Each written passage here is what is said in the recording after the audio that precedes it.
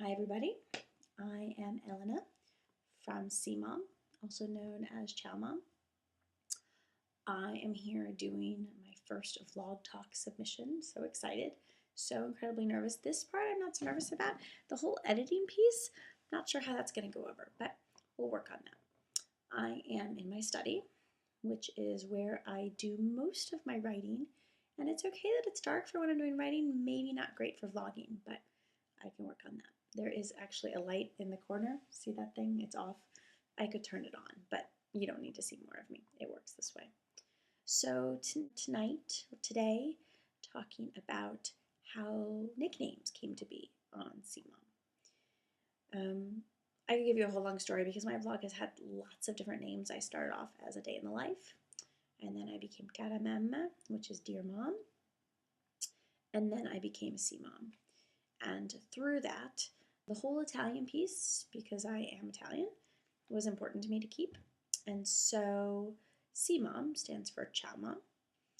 And I, though, have not, I still sign things on my blog, on my posts as C.Mom, but in other places I write my name, Elena, because anonymity, I think I tried for me. I couldn't keep up with it. It was too hard. My names were in too many places because I'm just that cool. Right? And my daughter is Principessa because, which stands for princess, because she is a little 6.5-year-old princess. Excuse me, she just is. There's no way around it. She always will be.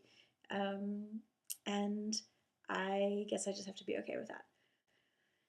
My husband, aka Rocket, is Rocket for also less than creative reasons.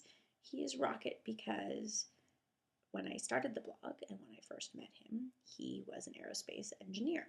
Well, I guess he still is by training. He just doesn't necessarily work directly in that field anymore. But that's why he's a rocket, because he used to play with rockets and like to when he was a child. He's also brilliant. So when I started dating him, the jokes about, dating a rocket scientist, I got to use all of them, which is pretty funny because I teach gifted and talented children, and suddenly I was dating one, and then engaged to one, and now married to one.